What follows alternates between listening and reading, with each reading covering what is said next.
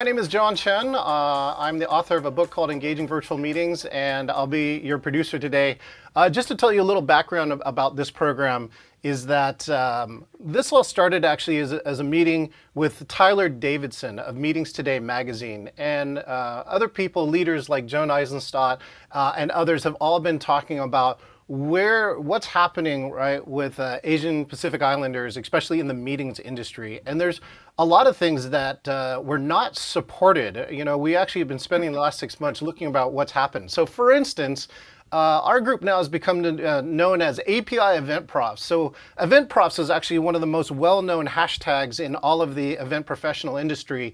And nobody in the history of either Facebook or LinkedIn has ever thought to create APIEventProfs. So we did it. So APIEventProfs is what you're here today. We really have been centering a number of programs last year that we started our first program for Stop Asian Hate, and we really wanted to expand on those programs. And so this is actually the first of those expansion programs. And also keep an eye on APIEventProfs. There is both a Facebook group and a LinkedIn group that you can join, as we'll be having a lot of program we're planning for May of 2022. If you didn't know, May is API Heritage Month, and so that's a month where we're coalescing and centering a lot of program. With that, I'm excited that you're here for today's program with Jolene. And let me just tell you a little bit about this program and, of course, about Jolene. Today's program is Aren't Asians All Alike? And so really going to look around being Asian inclusive. One thing that I know about Jolene, number one, and I are the what we thought were the only two extroverted Asians in Seattle for a while, which we know is not true, but we thought that was true. Jolene's been in the meeting industry for over a decade. She's was the CEO of Meeting Maximizers. She's produced over 500 events. She's also been the past president of the Northwest chapter of the Northwest Speakers Association. She did that for 3 years. And something else, if you didn't know, right, social justice is something that's built into Jolene Jang. She actually had something where it was called the upskirt controversy. People were shooting photographs up grates in one of Seattle's events, and there was no law preventing that. So she actually not only had this happen to her, but she took that along with it and got the work done. There is actually now a law passed because of Jolene that prevents this from happening. And so now she's been really focusing her work on Stop Asian Hate. She's educating companies on what they need to do to be Asian inclusive and show how they will be rewarded for it. Everyone put your hands in the air for the one and the only Jolene Jang. And I have intro music. Oh, that is so fun. There you go, Jolene. Cool. Well, thanks, John. And Happy New Year to everybody. And thank you for all of you for being curious and taking the time to be here. And there's lots of things you could be doing, but you choose here, and thanks for the support. So today the program is Aren't Asians All Alike? And please don't answer that. I will ask you later, and you will believe that no, Asians are not alike, and you're going to gain professionally and personally in many ways. So what you don't know could cost you. Isn't that rather intriguing? This presentation provides an overview on how to position your business to capitalize on the fastest growing American ethnic population that is $1.2 trillion in buying power, and while protecting your company from costly discrimination lawsuits. After this presentation, you will know more about historical roots of anti-Asian hate in the United States. You'll be more culturally sensitive to issues that Asians experience, and you'll better understand how to communicate more effectively with Asians. And you'll be able to help your company attract and retain Asian employees and clients. And you're going to see the need and the role of DEI programs, and to make sure that you add an Asian component for creating culturally competent workforce. Now, I did mention that I do have 44 hours that I was really trying hard to squeeze into this, and I can't, which frustrates me. But in this hour, I'm going to do my best to select what's foundational, and I'm sorry that I talk fast. After this presentation, we will have a Q&A and a discussion to talk about it and expand and talk about what we just talked about. And do use the chat. I won't be participating right now, but I will after. But John or Zoom Jockey will be doing that, and do interact with each other. And I'd like to know what your questions are so we can answer them later. And before we get started, this is on Facebook Live somewhere and many places, and YouTube. So I don't know if it's on mine right now, but if it is, you can go to my wall, Jolene Jang, and share it. And before we get started here, I want to give you an idea like where I'm coming from. I'm from Seattle, born and raised.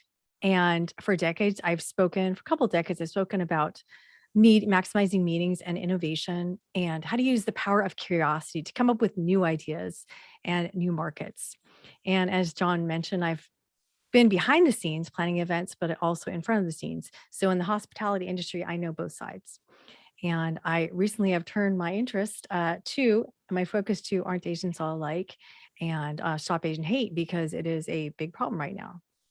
I am Japanese, Chinese, Swedish, and this is my family. So my mom and dad, which are on the call. So my father is Swedish and and Chinese, and my mother is Japanese. And I have been a host mother to 35 international students, all from Asia. And before COVID, I have done lots of focus groups with Seattle Asians and listening to their lived experiences, which are rarely shared. And what I found is that all of them have not had the safe space to talk about being Asian. Now, I know it's hard for you to understand what it's like to be Asian, and that's a silly thing to ask you to do, but think about if there's been a time when you have felt unsafe. Maybe you're traveling and you take an exit and a couple wrong turns. You look around and you're in a different community and people know it. They're staring at you and you feel that uncomfortableness. And so you want to hightail it out of there. Perhaps you're setting up at a conference at a hotel and it's 11 p.m. You have all this stuff and it's this cavernous, dark garage. You think you're alone, but then you hear this kerfuffle and then a cacophony over there. Have you felt unsafe? Likely, you probably haven't felt like that many times in your life. Unfortunately, for Asians, this may be a daily occurrence on their way to work, just at going grocery shopping, and even walking in their neighborhood. And I'm going to share with you why they feel like this. So this is your warning here that if you want to look away for a moment. So this is a minute and it's going to be graphical.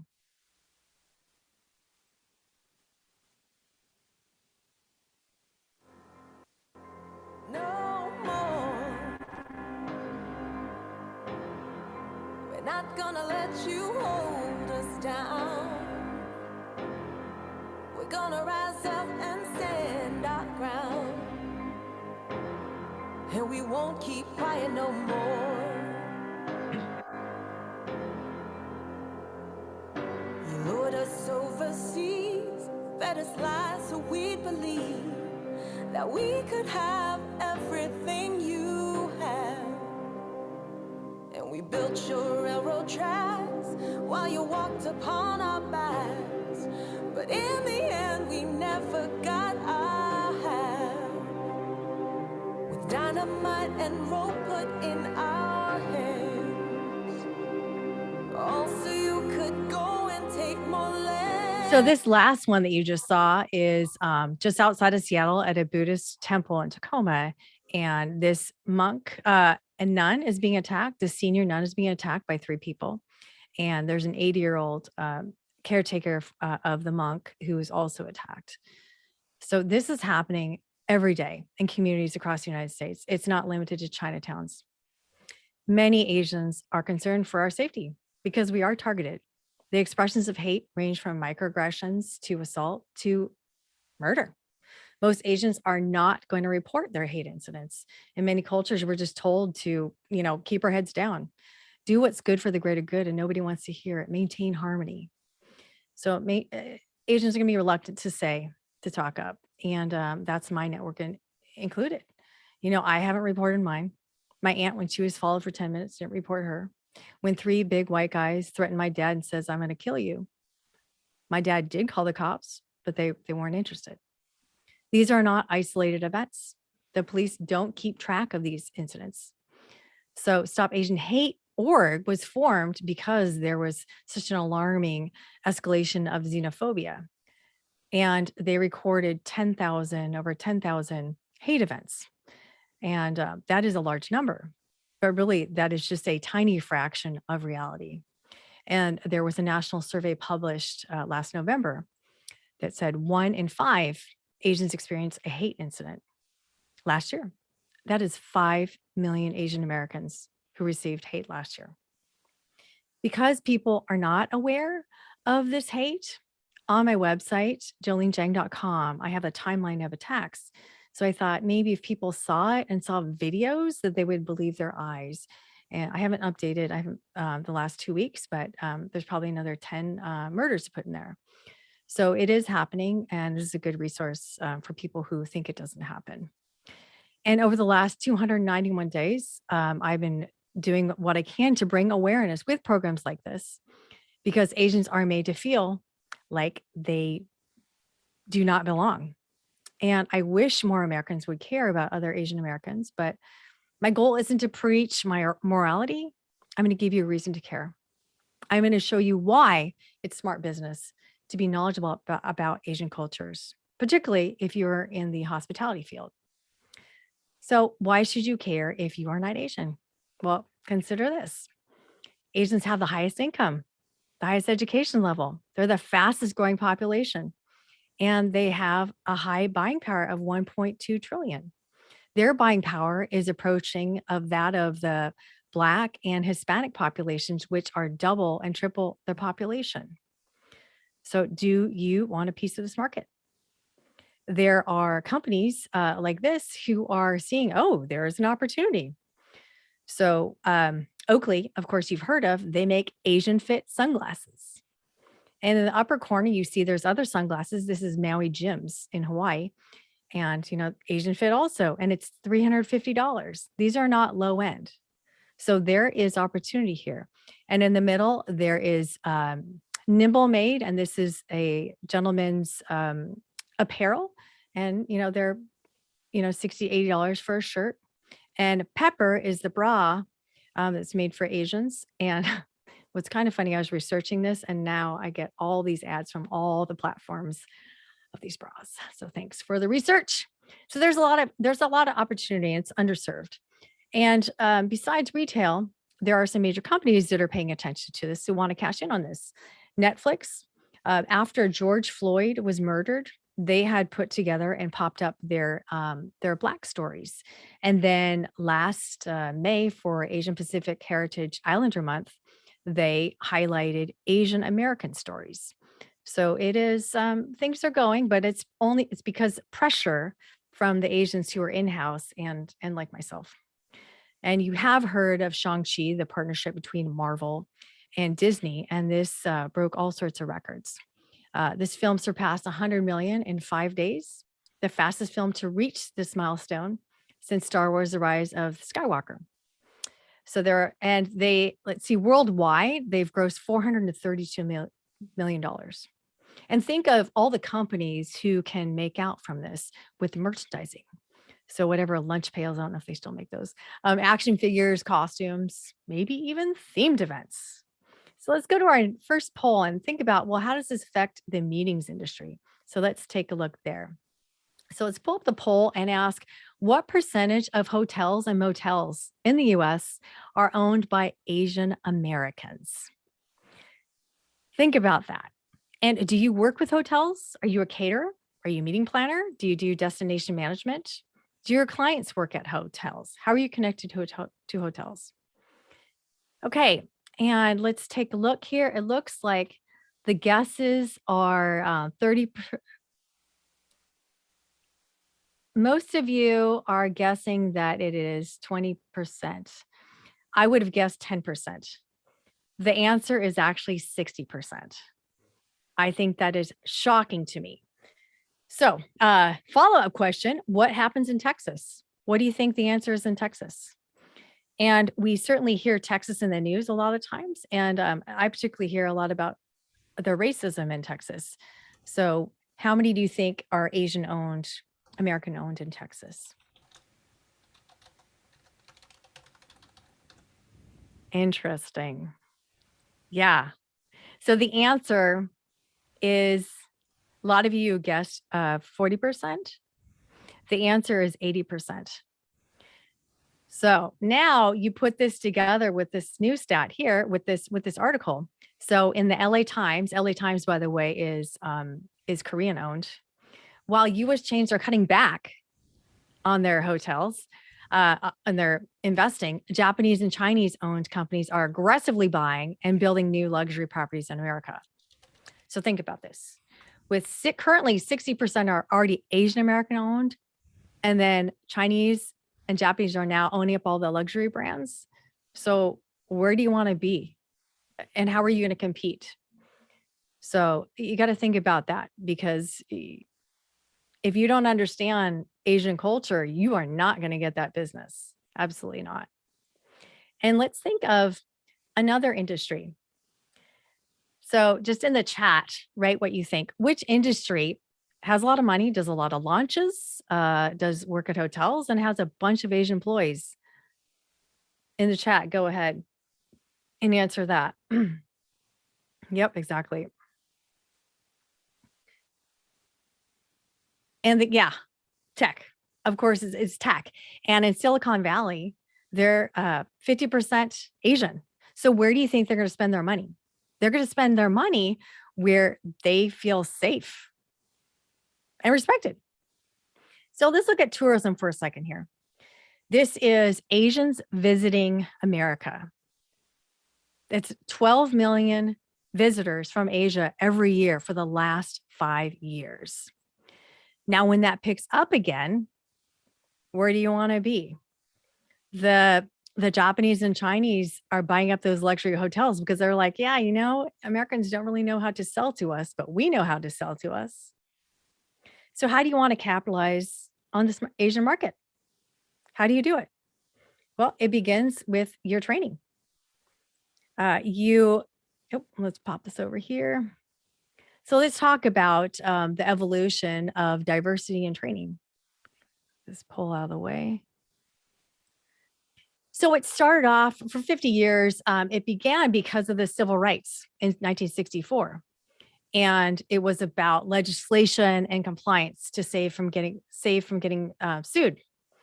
And there's African Americans are speaking up and in the workforce. And so, hey, let's not get sued. And then in the 80s, with the Reagan Revolution and all this deregulation, they are like, you know what? Okay, we may not get sued, but so let's try and get the new populations, like the women and LGBT who are now in the workforce. Let's just get them to assimilate. Let's have them be like the dominant culture, the white male culture.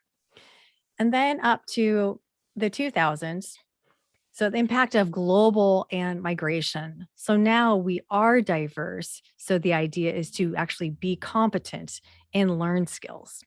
And where are Asians on this? Well, I think we're adding them right now. And I'm hopeful.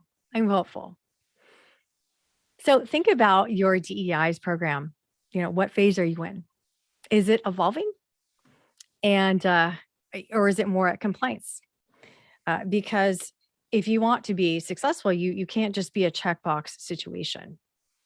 So does your diversity program address Asian Americans, or are you just grouping them with 100 other countries, people from other countries, under the title of people of color? So there are a handful of progressive tech companies that are starting the DE programs, but we're hoping for more. So tell your friends. Government is recognizing the impact of Stop Asian Hate, and Biden signed a Stop Asian Hate bill last year, and it was a fantastic speech. I was crying. I was just, oh my gosh, he really understands. It was really well written. And the Equal Employment Opportunity Commission said that they will use all the tools in the agency to combat anti-Asian hate and racism. And locally, there were 26 governors who signed on acknowledging that they do need to combat Asian hate. So what are you going to do? First, we need to learn to recognize the expressions of hate. What I'm going to do is share with you the current climate for Asians in America. And remember that 1 in 5 Asians have been impacted in this last year. And your Asian employees and clients are impacted. And you can't solve a problem if you don't know what it is, if you can't recognize it. So what I'm going to do is I'm going to share with you what it looks like and how to recognize it. It can be overt, or it can be subtle. And it's not just seniors, it's not just women, it's not just men, it's kids too. And you may be surprised that it is also professional athletes and Olympiads, and also Suni Lee. So let's explore the ways that on a daily basis, what your employees, your Asian employees and friends may be going through. So let's just take a peek here. So just on a daily schedule. So here's a sign, kill all Chinese people. And construction sign with a rice paddy hat and start Asian hate. License plate that says Asian flu, basically blaming Asians for COVID. This is in Seattle, Chinatown. And with these First National, these are white supremacist signs. And this Japanese American got some coffee, came back out to her car, and there's a cup of urine that says die, kill, die. How would you feel if somebody had these words towards you and you know that Asians have been attacked and murdered? Yeah, scary. And simply, on a daily basis, going to the store, to CVS, to FedEx, to fast food, they all say ching chong. And if I were picking up some food that said ching chong, I don't believe that that person didn't spit or do something bad in it. And this letter was mailed to this widow celebrating the death of her husband and saying, yeah, one more or less Asian to worry about. Watch out. So there's many ways. Oh, and this lady, she was just walking down the street and she was set on fire. And this Cambodian gentleman and also his Asian neighbor, their cars were torched. Their neighbors were not, but they are Asian.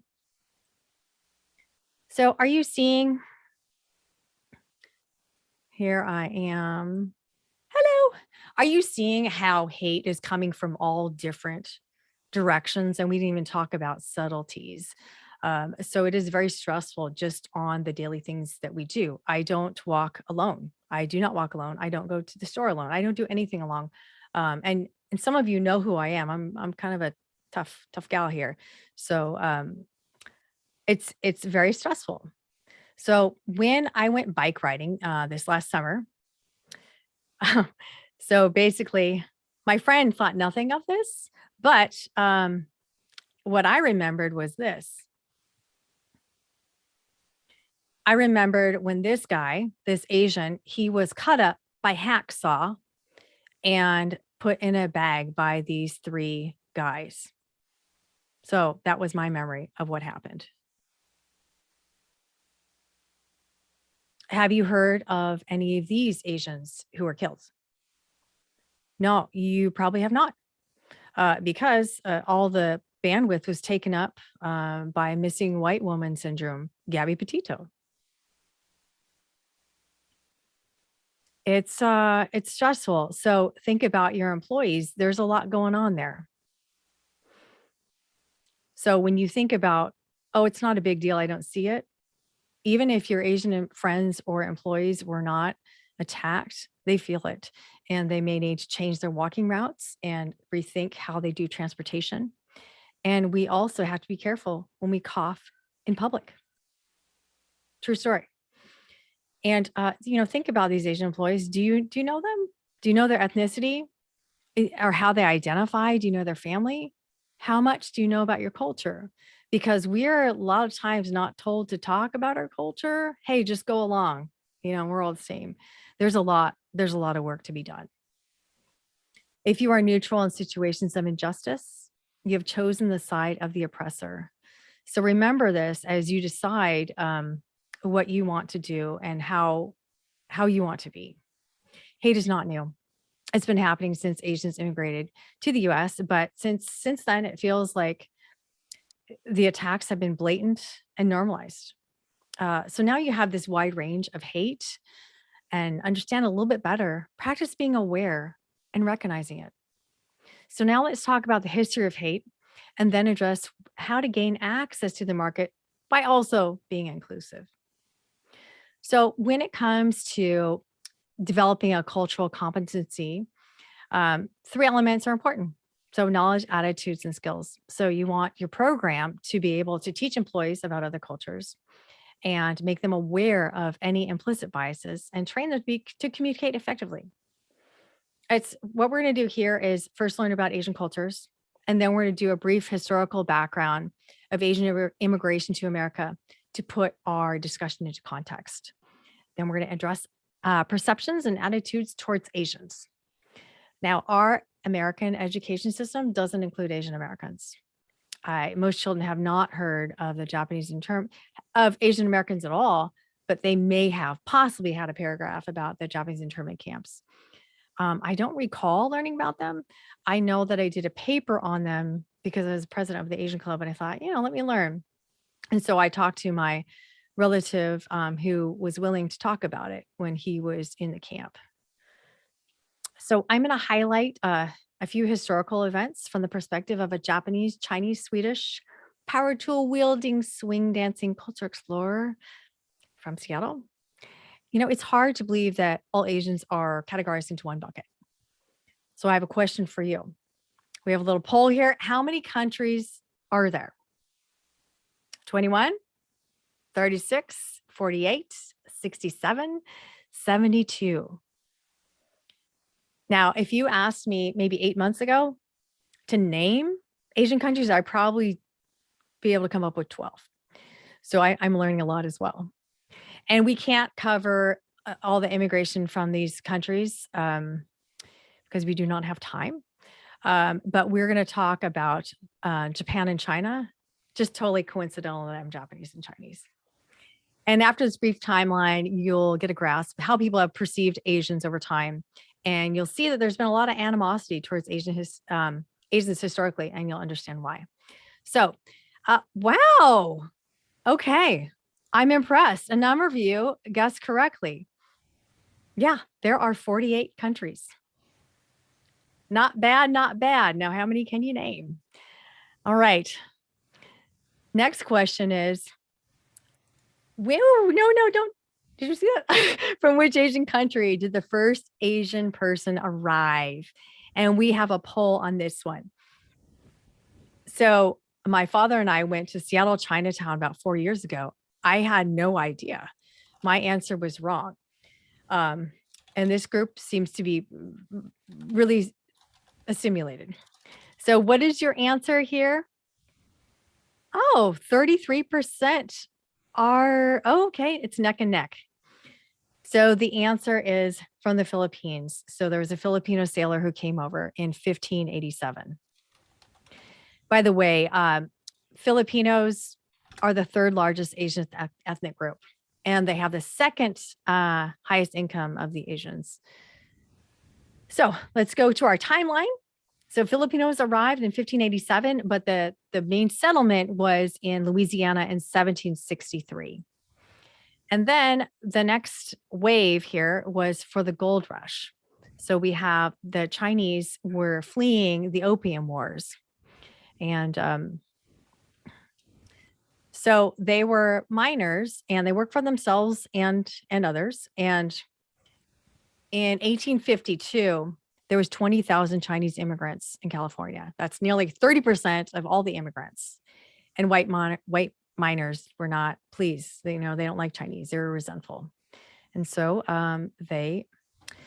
what they did was basically they fought back with violence and legislation. Tonight, something that doesn't happen too often at KSDK, a social post about one of our newscast segments has gone Wait, what is that? And the attention of can somebody mute? Like NBC News, CNN, Newsweek, and the Do you hear that? Post. The reason it's opening the conversation about that's not mine. Represent. Okay, thank you. So, that is go to the smaller one. Okay, here we go. Got it. Okay, back on track. So what they did, because they didn't like Chinese, is they had anti-discrimination laws and violence. So that includes the foreign miner's license. So it was $20 that the Chinese person or the person who employs a Chinese person. And that actually was about the wage that they earned at that time. And of course, Chinese were robbed and they were also murdered. And then there was more legislation where Chinese were no longer able to testify. So what happened next is in 1865, the U.S. railroads recruited Chinese So what happened is these railroads were being built, and the Pacific Railroad Company needed to recruit 5,000 for the toughest part of track, but they couldn't get any. The white immigrants definitely did not want to do this. And so even though they referred to the Chinese as dregs and degraded people, white people didn't want to hire them, but they needed the labor. The conditions were treacherous. They were daunting, and what they did was they were digging tunnels.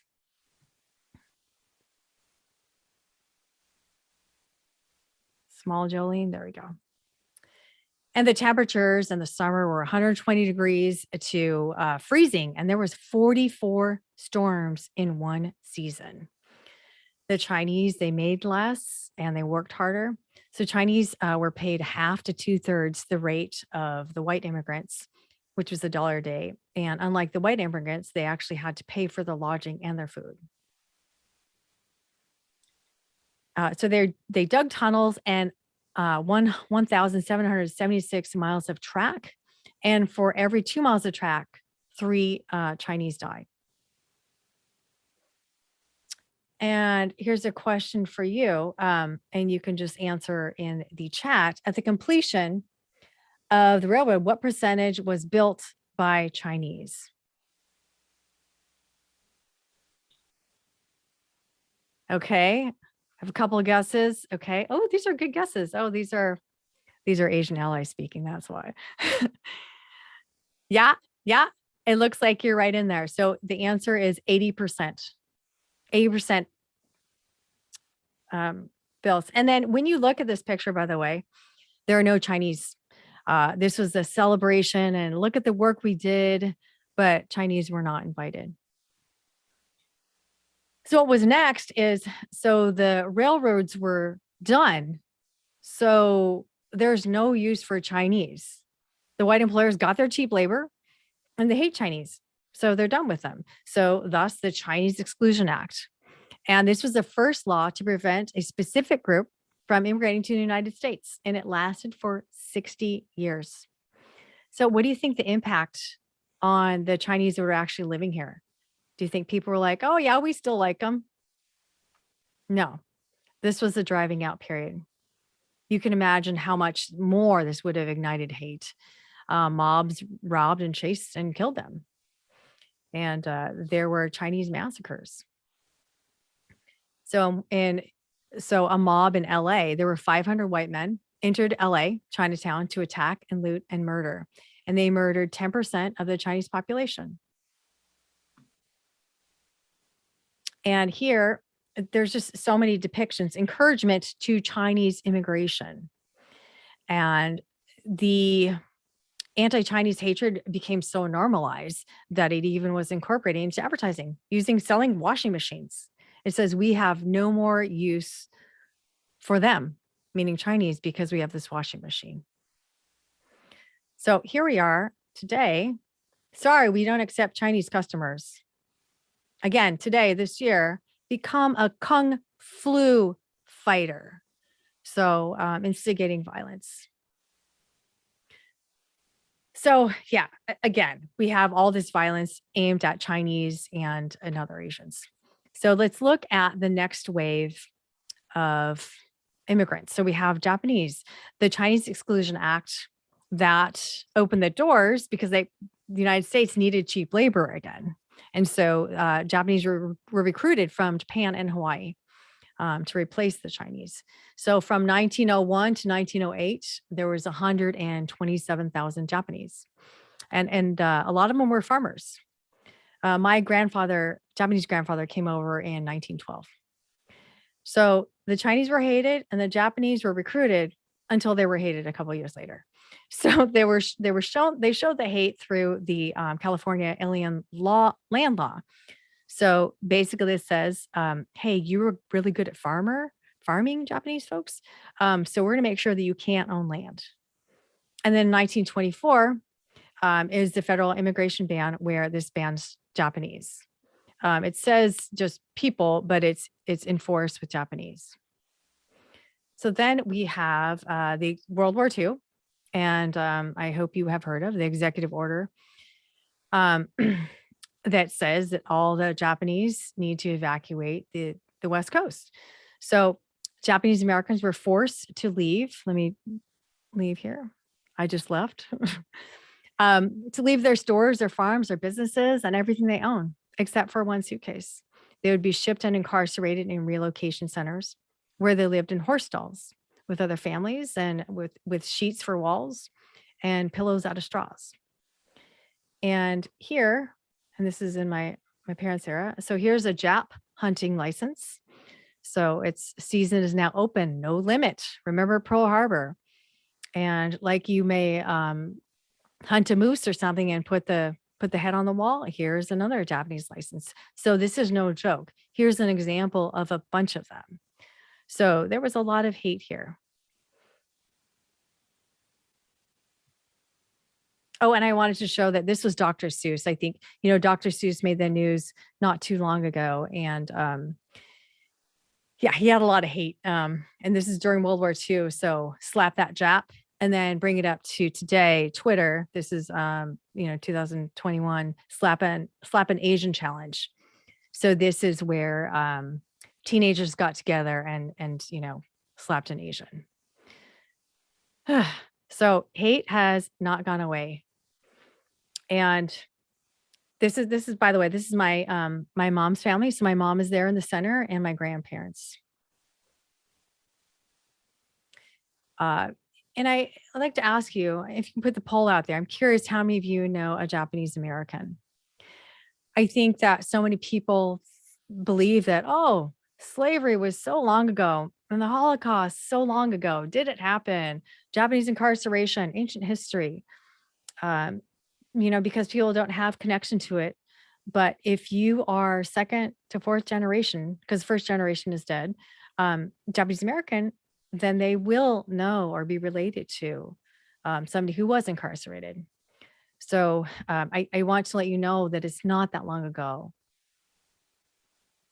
And okay, all of you know a Japanese American. Well, that's good. I guess you all know me.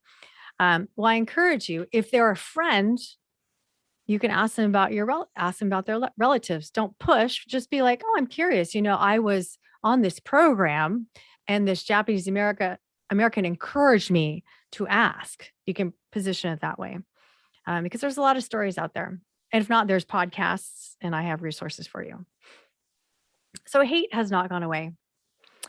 I want to talk to you and you can see me now and bigger. There I am. Hate hasn't gone away and attacks on Asians have increased. And I want to talk about two different stereotypes that are perpetuated by the media that have a profound impact on attitudes towards Asians. So the first stereotype involves perceptions of what it means to be American and an unconscious belief that Asian Americans are perpetual foreigners. For decades, Harvard University has been measuring attitudes using an instrument called implicit association tests. And I think you've all heard of this. And you can take this online and learn if you have implicit attitudes that you did not know about. For example, you may believe that women and men should be equally associated with science, but your automatic associations could show you, and like many others, that you associate men with science more than you associate women. So between 2007 and 2020, over 336,000 people took the tests that measured the associations between the concepts of Asian and American. And the results showed a subconscious belief that Asian Americans are more likely to be perceived as foreigners. However, over 13 years, there was a steady decline in that trend. So let's take a look at that. So what happened, there was a study published last year in the Journal of Health, Education and Behavior revealed a reversal in the trend beginning in 2020, following the increase in stigmatizing language in conservative outlets. So on March 8th here on the little picture, there was an increase of 650% of Twitter retweets saying China virus and like terms. The next day, there was an increase of 800% increase in the news conservative media articles. So in the 3 weeks after March, the levels of implicit bias against Asians increased enough to offset more than 3 years of prior declines. So it was going well, but then boom, reverse. This research provides evidence that the use of stigmatizing language increased subconscious beliefs that Asian Americans are perpetual foreigners. And remember, during this period, that's when the Atlanta shootings, the 6 Asian spa workers were shot. Words do matter. And media is influential. So question, how do you perceive Asians? So let's pull that poll out, get the poll out and say, how many of you have asked, where are you really from? And this is anonymous, so don't worry about your answer. This is just, it's all good. So no matter why you were asking it, because maybe you want to sit down and have a 2-hour conversation and really get to know that person. Or maybe you didn't. Maybe you're categorizing them. But either way, particularly right now, that is not a question to ask because it implies that you don't see them as American. And this video, you may have seen this video. This is out in 2013. I believe it's Ken Tanaka. It has 10 million views. And what kind of Asian are you? And it demonstrates, kind of why that matters. And on this next video, I'm going to play for you a little bit of it. Matt Arfact, he talks about where you really from. And I think this should be used in educational programs. It is brilliant. So let's play this here. Oh, by the way, how many have you asked where you really from? Okay, we have 78% who say no. Well, okay, sure. So let's play this. What's your heritage? What are you? You don't look American. But where are you really from? Here we go again with that, where you really from? How many times have I had this same conversation? Probably at least 1,001. Why should I have to tell my whole family history to anyone at all just cause they're dumbfounded by the fact that my face don't match their idea of a typical American? If I were white Caucasian, yeah, I wouldn't go this way, but I'm mixed race Asian, which means when I say I'm American, born and raised in the USA, that they just pause, searching their mind for the words to be able to say. No way, but you can't be. I'm gonna refuse to believe it. I mean, an American is Asian. I just can't conceive it. You know, it just doesn't seem quite right. You must be mistaken because American means white, except that it doesn't. Oh, he's so talented. I just can't wait. I tried to get him on. Oops. I wanted to get him on SNL and other places. So I also got his backstory and talked about his heritage and how he identifies he's Korean and white and inspiration of some of these songs. And so I'll send an email out for those of you who have your emails from Evite. If not, send me an email, Jolene@jolenejang.com, and I'll share references to these things I'm talking about. So did you see this in the news? A few weeks ago, Taylor Greene referred to Asian Americans as yellow people. So what she doesn't understand is that Asian Americans find that term offensive. And it contributes to reinforcing the stereotype of Asian Americans as perpetual foreigners. So just to bring this back, remember we talked about in the historic history, yellow peril, yellow terror, yellow belly, which is the coward, yellow journalism, which is exaggerated. And in China, yellow movies are pornography. So let's talk about how yellowface and how TVs and movies perpetuate stereotypes.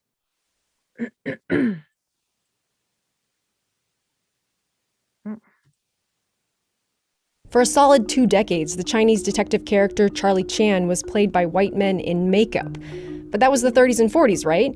Well, here's Jim Sturgis and Hugo Weaving reincarnated as Koreans for parts of Cloud Atlas. Who are you? Everyone remembers Mickey Rooney's infamous 1961 performance in Breakfast at Tiffany's as just fully unacceptable and racist, right? Mr. Go right through. Well, 20... Yes. So, aren't you surprised? Like, I thought that yellowface was inappropriate, like blackface. But no, blackface is inappropriate, but yellowface is still okay. So here is an example of... For a solid 2 decades, the Chinese detective character Charlie Chan was played... I just pulled up some of the latest movies from 2007 to 2017 that have yellow face. And another term is called whitewashing. Arguably worse than white people playing Asian characters is white people playing real-life Asian humans, which is what happened to Cora Lyjek in Argo, and to Jeffrey Ma, who appeared in the movie 21 as this character, even though in real life he was this guy. Ben Campbell was the most gifted student at MIT. It's not surprising that directors want to hire big names to attract producers and funding, but when they want to do stories about Asians and won't cast Asian actors, they should know that the blowback against that has been building for the better part of a century. So whitewashing, Asian Americans are seen as foreigners. So when there's a real story about a real Asian, they rob them and take their story away and replace it with a white character. That's maddening. And media in Hollywood do such a great job with this. The other stereotype is the model minority myth. And in 1966, the New York Times article was pitting Japanese Americans against Black Americans, stereotyping Japanese Americans as a successful, industrious, exceptionally law-abiding, while portraying Black Americans as part of the problem minority group, unable to overcome histories of discrimination. When the Japanese were incarcerated, they got over it. Why can't them? So many people say, well, what's the problem? The stereotypes of Asians are positive. It's smart, it's math, it's obedient. But I'll share with you why it's harmful. It masks the disparities. Remember that there are 48 countries. And for example, when we look at this, well, let's look at income. So yes, Asians make the most, like the Indians make the most, but then the Burmese make the least. So it is the biggest income gap. And so if you're thinking, oh, crazy rich Asians, yes, but what about the other ones who are refugees and had to start at the bottom, and so they don't get their services? There are many problems with that. And for example, in New York, 1 in 4 Chinese are under the poverty line. And there is also pressure to meet expectations. So I interviewed, there was 15 teenagers, female teenagers from the East Coast. And it was a really good interview. And they talked about the pressures. They were not accepted. They felt ugly, et cetera. And they also had pressure to be the smart person. And people wanted to, they wanted to cheat from them. They wanted to like, oh, you're smart, right? And, they already feel like an outsider. And so they have all these pressures to meet expectations. It's really sad.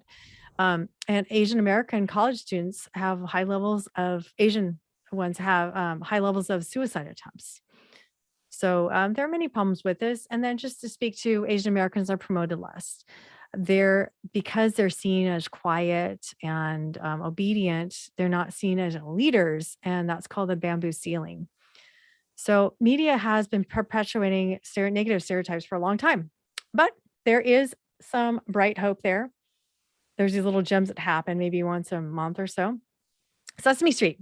So the first time, I think it was in 50 years, there's some really good podcasts about this, that they introduced an Asian. So this is a Korean character by a Korean puppeteer.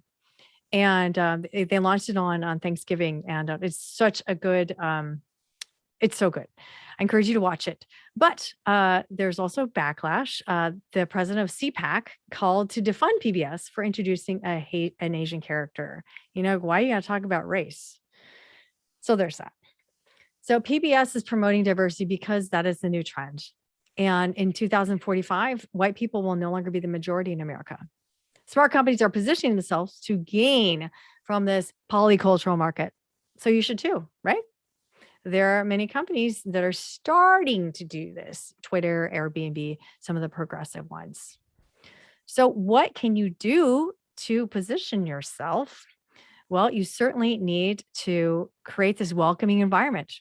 You need this Asian American component to add to your DEI program.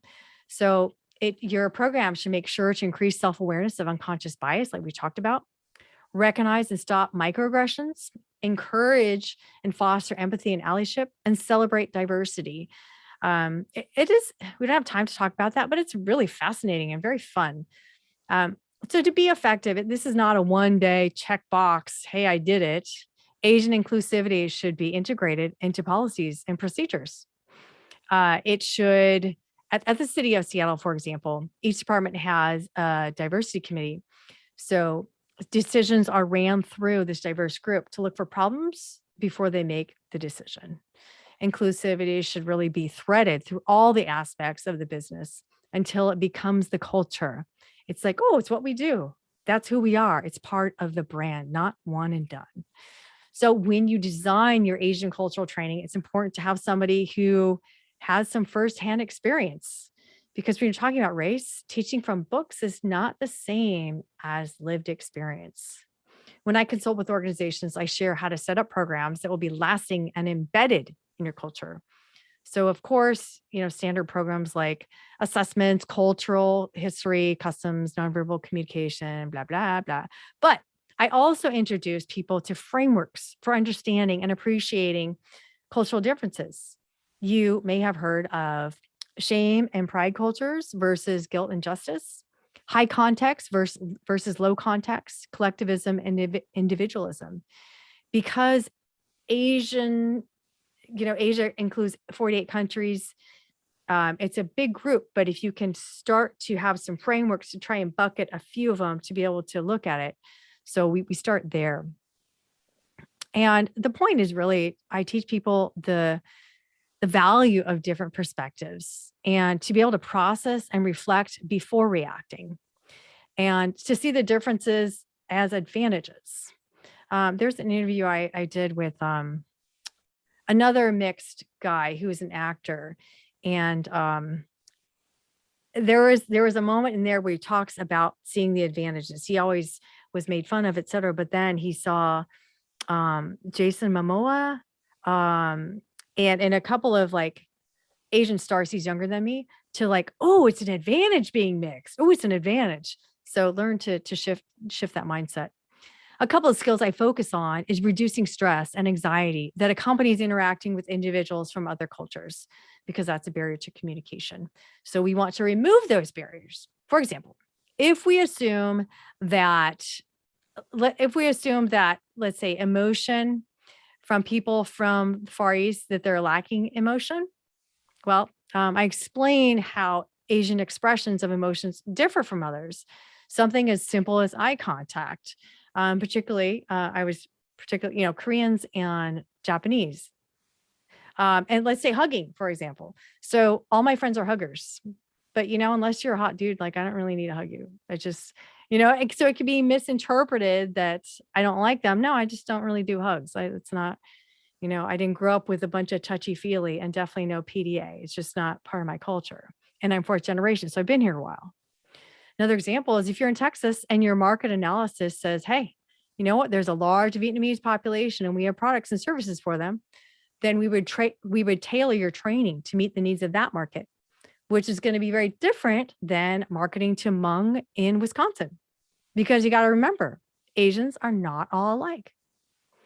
Here's something simple you can do today to show respect to your Asian employees or clients, or maybe a way to show, like, to a new client, pronounce their name correctly. When they say, oh, just call me Amy, make an effort to say, you know what? If you wouldn't mind, I'd like to try and say your name. If you can share with me how to say that, because it's part of our identity. And again, when I interviewed these teenagers, yes, part of their name. And there are a number of episodes about saying your name correctly. So if you can take the time to do it, make the effort, it makes a big difference. When I was in South Africa, I couldn't pronounce his name and I didn't understand it or anything. So this is what I did. And what is your name? Kolani. Do it again. Kolani. Kolani. Oh, do it again. Let's look at your mouth. Simple. Kolani. Kolani. So the idea is, make the effort and ask permission. Can I record you saying your name? Is that okay? I mean, here, you have to be like me, but like, can I see your lips? But, and after practicing over a month or so, many times, it's Sutu and, Kolani. So it's you have to click, and I was a percussionist. So maybe and I do know Dougie Fresh, so maybe something happened, but, practice, show that you're making the effort, even if it doesn't sound at all like what it's supposed to, you are showing that effort. And they may say, no, thanks, but just call me Amy. So just little things like that make a difference. And let's talk about food for a moment. And what is your name? I was so pleased with myself for making this meal. But why would you not want to serve this, let's say, to a Japanese audience? Or to a Chinese audience? Well, the problem is this is mixed.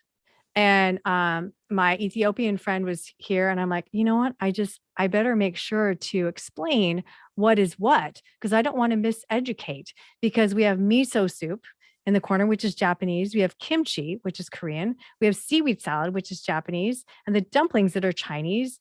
And then the pickled ginger is Japanese, and then the Korean bean sprouts. And if you want to look like you know something and you've taken the time, then learn something as simple as food, because otherwise it looks like, oh, they don't know what they're doing. And please do not miseducate your non-Asian audiences. When I see Korean teriyaki, it makes me so mad. So anyways, there's that. So ongoing, at your company, we could also do creative things like this where we work with food. Ongoing learning can be monthly, weekly, Zoom discussions, exercises, challenges, Ask an Asian. And I also set up listening sessions. Being inclusive isn't just gaining knowledge. It's about acting on the knowledge. It's taking a risk, making mistakes, and doing it again, and creating a safe place for people to make mistakes. And I can also help you set this up. What I've done, and I'm not on the screen, what I've done is I've set up 2 groups. So this is Empowered Asians. I was finding that there was no place for Asians to talk. We have to code switch all the time. Like, oh, I don't want my white friend to feel bad, or she gets stressed if I said this, so I just say nothing. And so there's a big need for this. So I particularly in the workplace, and I've also set up Asian Allies, and this is a place where you can practice. It's non-Asians. I mean, Asians are allowed to, but it's really a safe place to make mistakes where we can learn. Because if you're afraid to make a mistake, you're just not helpful.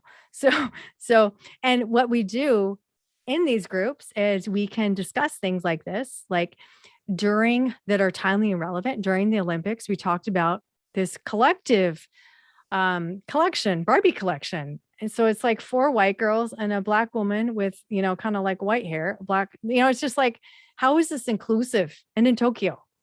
And just the other night at our weekly meeting, we talked about the Very Asian hashtag and how that came out.